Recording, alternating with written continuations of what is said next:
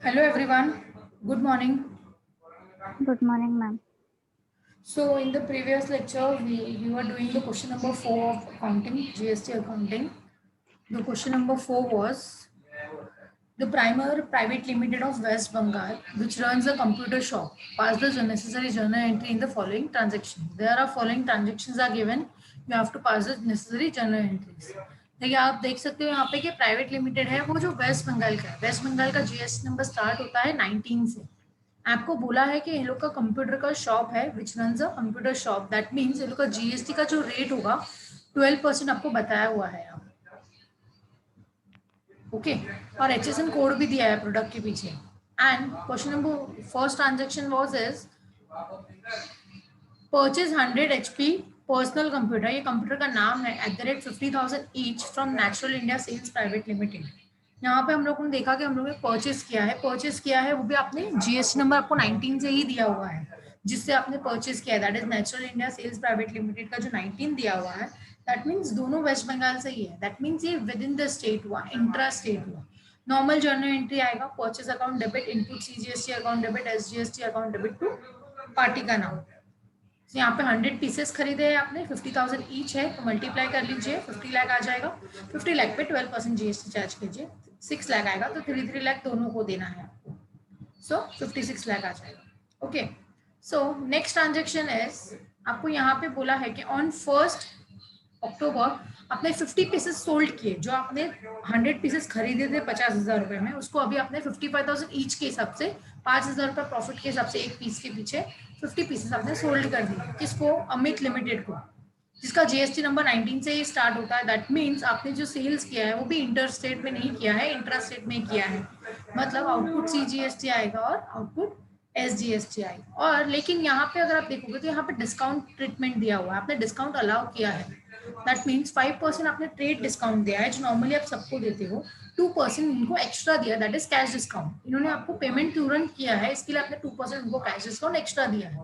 तो ये टाइम पे क्या होगा, जब बिजनेस में आप लोग ट्रेड डिस्काउंट किसी को देते हो तो ट्रेड डिस्काउंट हम लोग बुक में शो नहीं करते, हम लोग सिर्फ कैश डिस्काउंट बुक में शो करते हैं। तो आपको नॉर्मल चार्ज करना है दैट इज 55,000 इंटू 50 तो 27,50,000 आता है अमाउंट। उसमें आपको 5% ट्रेड डिस्काउंट माइनस करना है क्योंकि डिस्काउंट दोनों माइनस होगा सेल्स में से, लेकिन हम लोग ट्रेड डिस्काउंट बुक में नहीं दिखाएंगे। तो 27,50,000 में से 5% आप माइनस कर लीजिए तो आपका अमाउंट आएगा 26,12,500। दैट इज योर सेल्स का अमाउंट। ये 26,12,500 जो आपको अमाउंट आ रहा है ना उस पर आपको 2% कैश डिस्काउंट भी अलाउ करना है। तो आप क्या करोगे, 26,12,500 पे 2% चार्ज कीजिए तो 52,250 आपका डिस्काउंट का अलाउ आएगा। तो वो आपका कैश डिस्काउंट है। और डिस्काउंट मेरा नॉमिनल अकाउंट है। नॉमिनल अकाउंट का रूल क्या बोलता है, एक्सपेंसेस को डेबिट करो इनकम को क्रेडिट करो।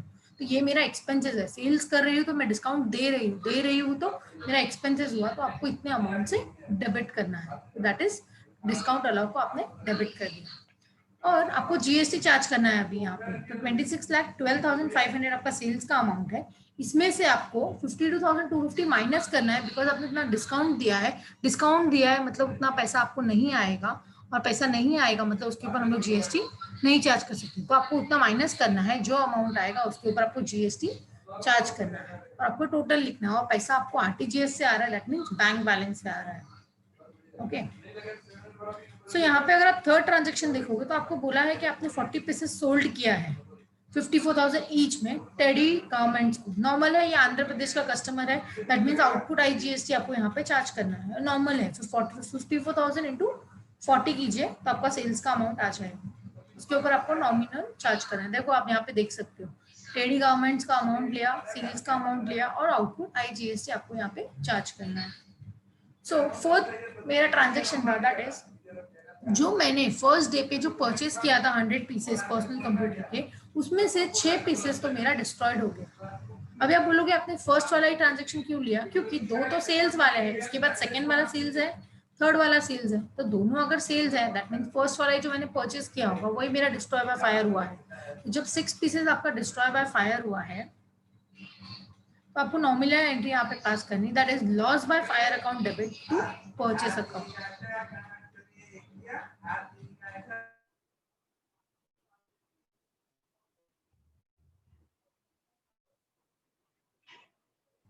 Loss by fire account debit, यहाँ पे 3 लाख आया। 3 लाख कैसे आया? 6 पीसेस है कंप्यूटर के और मैंने परचेस किया था 50,000 के हिसाब से, तो 50,000 इंटू 6 करोगे तो 3 लाख आता है। टू परचेस अकाउंट मेरे को उतने से परचेस कम करना पड़ेगा। और यहाँ पे जब लॉस हुआ है तो आपको एक चीज और ध्यान में रखनी है, दैट इज कि आपने जब ये लॉस हो गया है तो आपको ये जो परचेस किया था उसके ऊपर आपने जीएसटी भी पे किया है, तो आप आईटीसी भी लोगे। लेकिन ये जो लॉस हुआ है इसका आपको आईटीसी नहीं मिलेगा, ये ब्लॉक क्रेडिट में जाता है, दैट इज 17.5 के अंदर क्रेडिट में आ रहा है। या तो लॉस हो गया है, आपने इसको पर्सनल पर्पज के लिए लिया है या जो भी है, इसको आप आईटीसी नहीं ले सकते हो क्योंकि इसके ऊपर मुझे आउटपुट नहीं मिल रहा है। तो ये भी आपका नुकसान हो गया, तो आपको एबनॉर्मल लॉस की एंट्री पास करनी पड़ेगी। आपको 3 लाख पे 12% चार्ज करना है, दैट इज 36,000, और वो 18,000 सीजीएसटी एसजीएसटी भी आपको कम करना है। और ये आपका एबनॉर्मल लॉस है बिकॉज आग बार बार नहीं लगेगी। अगर बार बार आग लग रही दैट मीन्स वो नॉर्मल लॉस होगा, बार बार जो चीज हो रही है तो नॉर्मल लॉस हो जाएगा, लेकिन ये बार बार नहीं हो रहा है दैट मीन्स ये नॉमिनल एबनॉर्मल लॉस है, या फिर आप जनरल एक्सपेंसेस में भी इसको डाल सकते हो। ठीक है, सो नेक्स्ट हम लोग को देखना है दैट इज ट्रांजेक्शन नंबर 5। अगर आप यहाँ पे ट्रांजेक्शन नंबर 5 देखोगे तो आपको बोल रहा है got a bill of ₹25,000 from Dalmia Associates, bracket में बोला है a firm of advocate, advocate का फॉर्म है यहाँ पे, for advising in GST implementation. GST implementation के लिए आपने उनसे, एक एडवोकेट है दैट इज लॉयर है, उससे आपने कुछ तो एडवाइस लिया हुआ है। तो अभी यहाँ पे उसने उसको आपको बिल बना के दिया, दालमिया एसोसिएट से आपने लाइक वो एडवोकेट वाला है, उससे आपने उससे सर्विस ली है। यहाँ आपने यहाँ पे गुड्स नहीं लिया है, यहाँ पे आपने सर्विस लिया है। क्या आएगा इसका जर्नल एंट्री? बोलना जरा मुझे, जर्नल एंट्री क्या आएगा? Legal charges. आरसीएम का आएगा ना मैम? यस, ये आरसीएम है, ये भी आपको पता होना चाहिए। ठीक है, तो ये आरसीएम का है तो पहले हम लोग क्या करेंगे, नॉर्मल एंट्री पास करेंगे, that is legal legal charges account debit. Services account debit to Dalmia Dalmia Associate. Associate. Sorry, यहाँ पे मैंने नाम अलग लिखा है, बट दालमिया एसोसिएट्स आएगा। ठीक है, legal service account debit to Dalmia आएगा, जहाँ पे मैंने हिमालयन कंपनी लिखा है वहाँ पे आपको क्या लेना है, Dalmia Associates. Dalmia Associates. Yes, amount will be यहाँ पे 25,000 ओके।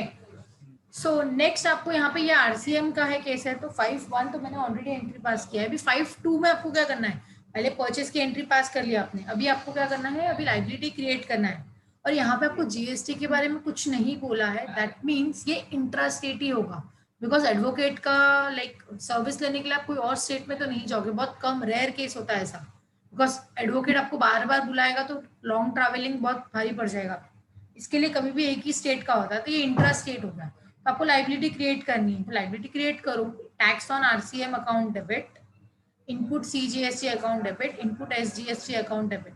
25,000 पे 18% चार्ज करना। अभी आप बोलोगे क्वेश्चन में तो 12% दिया है, लेकिन वो कंप्यूटर के ऊपर 12% बोला है, लेकिन ये तो सर्विस है, कोई भी टाइप की सर्विस 18% जीएसटी चार्ज होता है, कोई भी टाइप का सर्विस होने दो 18% आपको जीएसटी चार्ज करना है। तो 25,000 पे अगर आप 18% चार्ज करोगे तो 4,500 आएगा, बट वो 4,500 का बेनिफिट जो आपको बेनिफिट लेना है, दैट इज आईटीसी का जो बेनिफिट लोगे आप, उसके लिए उसको बोला है tax on RCM account debit to input CGST, input SGST. तो यहाँ पे मैंने लाइबिलिटी क्रिएट कर लिया, जो लाइबिलिटी क्रिएट किया अभी मुझे उसका पेमेंट करना है, तो पेमेंट करने के लिए अपोजिट एंट्री पास करना पड़ेगा, जो मैंने वहां पे क्रेडिट किया था उसको डेबिट करके नलीफाई करना पड़ेगा।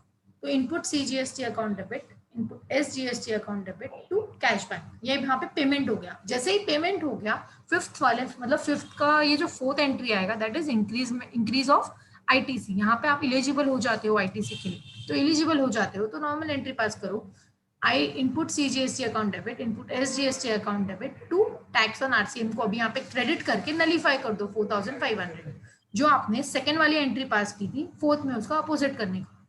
एक बार लाइबिलिटी क्रिएट करते हो तो आप लोग अपोजिट एंट्री आएगी इसकी, इंक्रीज ऑफ आईटीसी की, वाइस वर्सा है। ठीक है, सो यहाँ पे मेरा क्या था, ये तो सर्विस का था, तो आपको ये पता होना चाहिए कि ये आरसीएम का केस है, तो हम लोग ने इस तरह से एंट्री पास किया।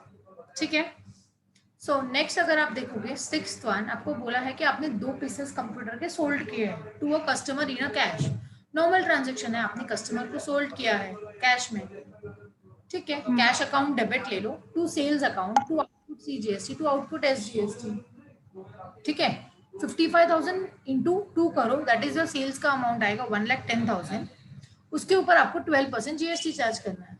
तो यहाँ पे 6,600 आपका जीएसटी का अमाउंट आया।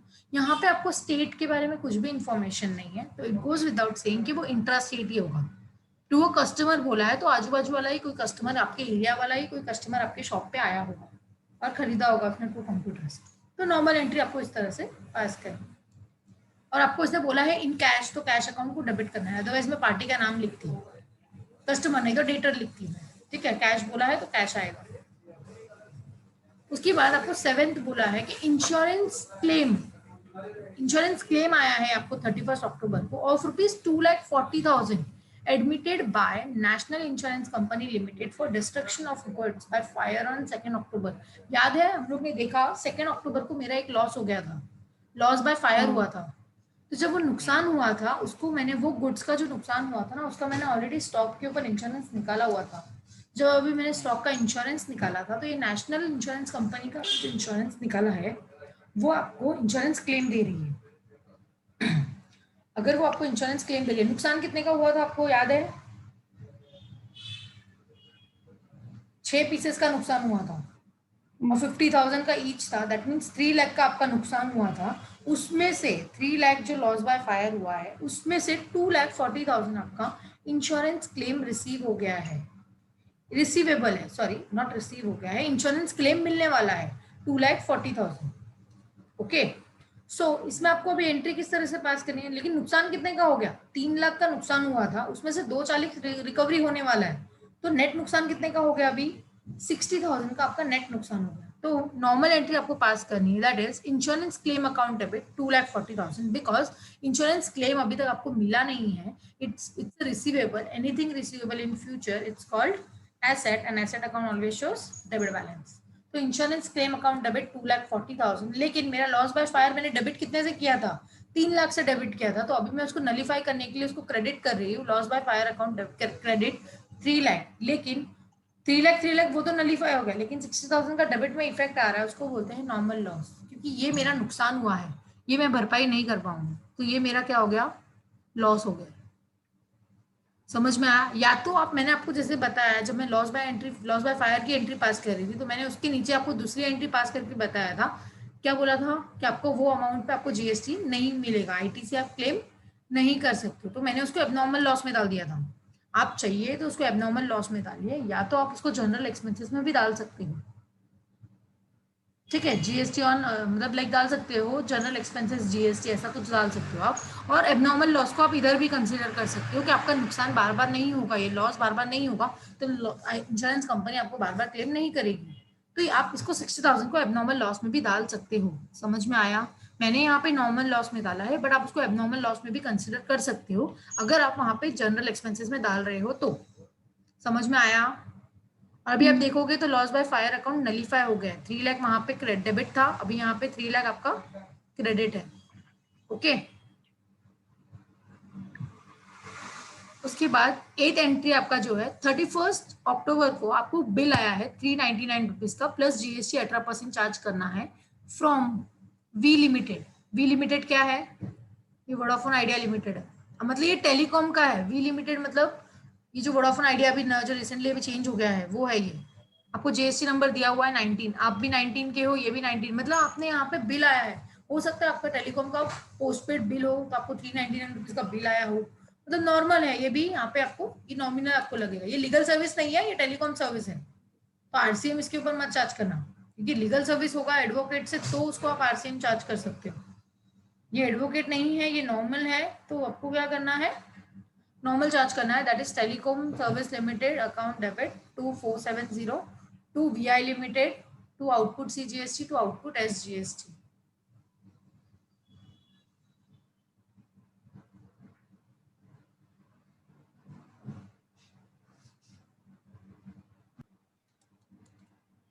सो यहाँ पे आप देख सकते हो आपको बिल मिला है 399 का, मतलब आपने पोस्टपेड सर्विस लिया होगा मतलब मुझे पेमेंट देना पड़ेगा वीआई लिमिटेड को, तो यहाँ पे टेलीकॉम सर्विस मेरा क्या होगा? परचेज में जाएगा, क्योंकि मैंने सर्विस लिया है 399 रुपीज का, तो इसके ऊपर मुझे जीएसटी पे करना पड़ेगा। तो input C GST account debit, input S GST account debit 35.91 इसके ऊपर 18% जीएसटी चार्ज किया। अगर आपको यहाँ पे 18% नहीं बोला होता तो भी आपको 18% ही चार्ज करना पड़ता, बिकॉज ये सर्विस है। तो टोटल वीआई लिमिटेड आपको कितना देना है 470.82 आपको उसको पेमेंट करना पड़ेगा। क्लियर हुआ ये पॉइंट? ये परचेज है, बिल आया है मुझे, तो इनपुट सीजीएसटी लगेगा, समझ गया? तो अभी इसके बाद 9 ट्रांजेक्शन कुछ भी नहीं है, इसके बाद आपको ये मुझे बताना पड़ेगा आईजीएसटी, एसजीएसटी और सीजीएसटी जो हम लोगों ने लास्ट प्रीवियस लेक्चर में जो किया था। आईटीसी कितना पेबल आ रहा है, कितना रिफंडेबल आ रहा है, वो आपको यहाँ पे बताना पड़ेगा। ओके,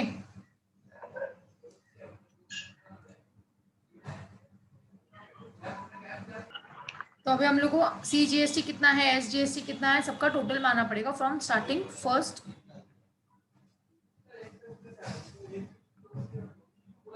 ठीक है, ये मेरा फर्स्ट ट्रांजेक्शन है। फर्स्ट ट्रांजेक्शन में आपको बोला है कि इनपुट सीजीएसटी आपको 3 लाख रुपया लगा है, तो आपको नोट डाउन करके रखना पड़ेगा या फिर कैलसी ले लीजिए। 3 लाख रुपीज आपका इनपुट सीजीएसटी है, या एसजीएसटी भी उतना ही आएगा, तो सीजीएसटी आप आइडेंटिफाई कर लो, आपको एसजीएसटी मिल जाएगा। तो सीजीएसटी इनपुट का 3 लाख रुपीज है। सेकंड ट्रांजेक्शन में अगर आप देखोगे तो आपको आउटपुट है, या आप चाहिए तो साइड में लिख के लो तो आपका साथ में हो जाएगा। आउटपुट सीजीएसटी है 1,53,615। थर्ड ट्रांजेक्शन अगर आप देखोगे तो इसमें भी आउटपुट आईजीएसटी है, वो हम लोग का इसके पहले सीजीएसटी था जो मैंने आपको लिखने को बोला, ये आईजीएसटी है जो आपको लिखना पड़ेगा।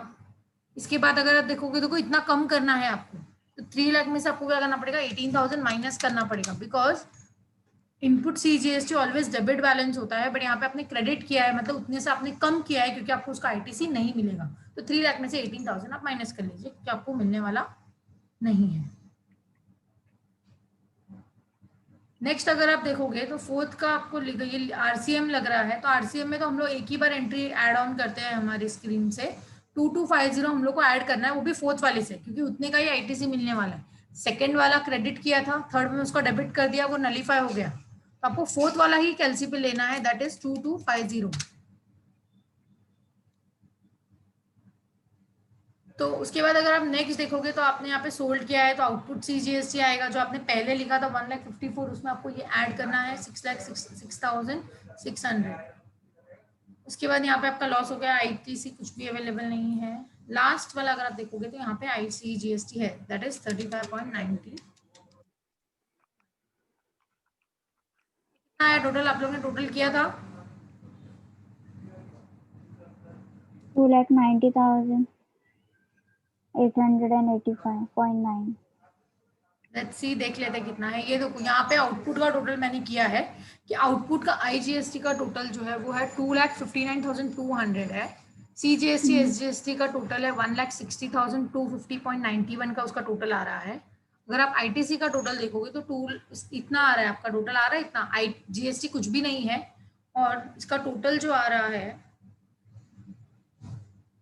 2,79,750 इसका टोटल आ रहा है। ठीक है, तो अभी मुझे क्या करना है, आईजीएसटी मुझे पता है तो मैंने आईजीएसटी को कॉलम में लिख दिया। सीजीएसटी मुझे पता है 1,60,250.91 आ रहा है, वो भी मैंने यहाँ पे लिख दिया, दोनों में लिख लिया। उसके बाद आपको क्या करना है, पहले आपको आईजीएसटी से पूरा खत्म करना होता है, बट यहाँ पे अगर आप देखोगे तो आईजीएसटी कुछ भी नहीं है आपके पास, आपके पॉकेट में कुछ भी नहीं है, तो मतलब अभी आप क्या करोगे, बैंक बैलेंस आपको क्लियर करना पड़ेगा। तो पहले हम लोग क्या करते हैं, बैंक बैलेंस में मेरे को पहले मुझे सीजीएसटी और एसजीएसटी को मैं पेमेंट कर देती हूँ। मैंने आपको क्या बोला था, आपको पहले आईजीएसटी का पेमेंट करना है, लेकिन आईजीएसटी में कुछ बैलेंस ही नहीं बचा है आपके पास, तो हम लोग क्या करेंगे, आईजीएसटी में हम लोग कुछ भी नहीं दे रहे हैं, कुछ भी नहीं है तो कुछ भी नहीं देंगे। आईजीएसटी से एडजस्ट करने का कुछ नहीं आएगा, दैट इज नील, क्योंकि बैलेंस ही नहीं है, मतलब इतना मेरा पेबल आ रहा है, तो इतना टोटल मेरा पेबल अभी भी आ रहा है। अभी मैं क्या करूंगी, सीजीएसटी और एसजीएसटी का क्रेडिट यूटिलाइज करूंगी। यहाँ पे मैं सीजीएसटी और एसजीएसटी का यूटिलाइजेशन करना है। तो अगर आप देखोगे तो मुझे आईजीएसटी को 2,59,200 मुझे पेमेंट करना है, बट उसके पहले आप देखोगे तो सीजीएसटी और एसजीएसटी को भी पेमेंट करना है। तो पहले आप क्या करो, सीजीएसटी और एसजीएसटी को पेमेंट कर दो। 1,60,000 में से 1,60,000 पूरा चला जाएगा, इसमें से भी पूरा चला जाएगा, मतलब मेरा सीजीएसटी नील आ रहा है और एसजीएसटी भी नील आ रहा है। तो मैंने पहले क्या किया, सीजीएसटी और एसजीएसटी को पेमेंट कर दिया, किससे, सीजीएसटी और एसजीएसटी के ही इनपुट से ही पेमेंट किया है, वो मैंने पहले पूरा पेमेंट कर दिया। अभी आप चेक करो कि आपके पास सीजीएसटी के बैंक में कितना बैलेंस था, 2,79,750 आपके बैंक में अवेलेबल बैलेंस था, उसमें से आपने 1,60,250 रुपीज 0.91 पैसा आपने सीजीएसटी का यूटिलाइजेशन कर लिया। तो अभी कितना बचा है आपके पास, दोनों का टोटल आपको लेना पड़ेगा क्योंकि दोनों में अवेलेबल है, सीजीएसटी का भी अवेलेबल बचा है, एसजीएसटी का भी अवेलेबल बचा है। तो कितना बचा है दोनों का डिफरेंस, दोनों का डिफरेंस जो आ रहा है बचा है वो दैट इज 2,38,998.18 पैसा। ये आपका इतना बैलेंस बचा हुआ है। तो जब अगर आप देखोगे कि इतना बैलेंस बचा हुआ है तो आपको क्या करना पड़ेगा, जीएसटी पेबल में से उतना अमाउंट माइनस करना है। दैट मीन्स अभी भी आपको आईजीएसटी 20,201 का पेमेंट करना बाकी है। समझ में आ रहा है? मतलब हम लोग ने यहाँ पे क्या किया, सीजीएसटी और एसजीएसटी का पहले यूटिलाइजेशन किया, किससे, इनपुट से। उसके बाद मैंने क्या किया, आईटीसी का भी यूटिलाइजेशन किया बट आईजीएसटी का पेमेंट करने के लिए, वो भी मुझे कम पड़ रहा है। मतलब आईजीएसटी को मुझे 20,201 रुपीज मुझे और पे करना है।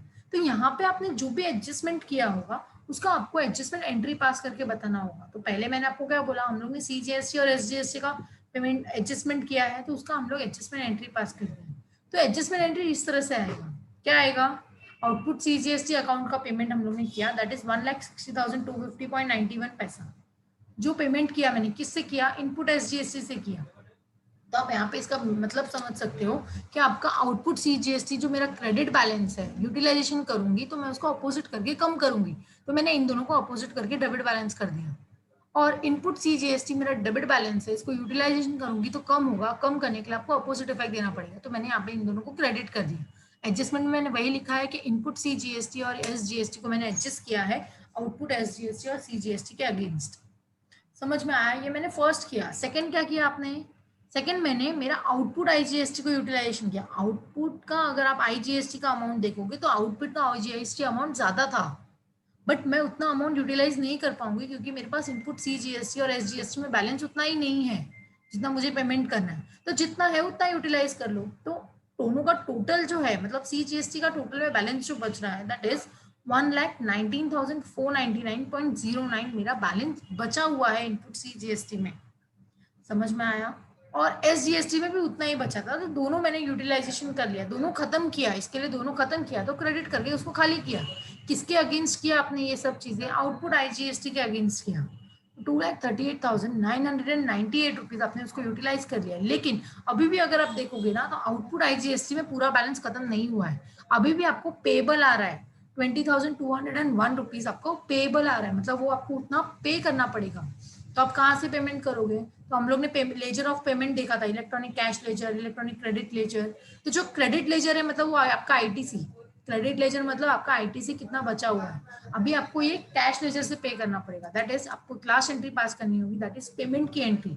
पेमेंट करोगे तो भी आपका आउटपुट आईजीएसटी कम होगा, कम होगा मतलब डेबिट करना पड़ेगा। और पेमेंट जा रहा है दैट मीन्स बैंक बैलेंस कम होगा तो बैंक को क्रेडिट करो। तो यहाँ पे वही बताया कि आउटपुट आईजीएसटी का जो पेमेंट आ रहा था 20,201 वो मैंने यहाँ पे पेमेंट कर लिया। समझ में आया? मतलब अभी यहाँ पे हम लोग ने पूरे ट्रांजेक्शन देखे, 8 ट्रांजेक्शन था वो पूरा देखा। उसके बाद हम लोग ने आईटीसी कैसे क्लेम करते हैं वो हम लोग ने देखा। उसके बाद उसका एडजस्टमेंट एंट्री भी हम लोग ने पास कर लिया यहाँ पे।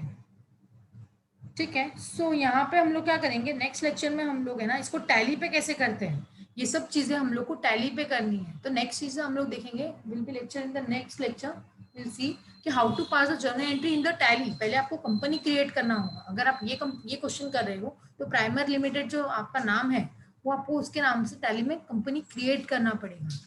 फिर हम लोग एक एक करके पास करेंगे, हमारी एंट्री अकाउंटिंग वाउचर में जाके उसका जर्नल एंट्री आपको पास करना है। फिर लास्ट में आपको ये आपको बनाना पड़ेगा, ये वाला ये आपको बनाना पड़ेगा वहां पे। तो हम लोग क्या करेंगे, वहां पे ऑटोमेटिक टैली बना के देगा, तो हम लोग लास्ट में अपना फाइनल आंसर चेक कर लेंगे क्या ये बरोबर आ रहा है या नहीं आ रहा है। उसके बाद ये सब होने के बाद आपको एडजस्टमेंट एंट्री पास करनी है, ये सब चीजें वो भी टैली में ही पास करनी है। तभी आपका आउटपुट का जो अमाउंट रहेगा, जो आपकी लाइबिलिटी रहेगी वो आपका कम हो जाएगा और आपको बैलेंस पे करना है। ठीक है, so will continue in the next lecture कि how to pass the journal entry in the tally.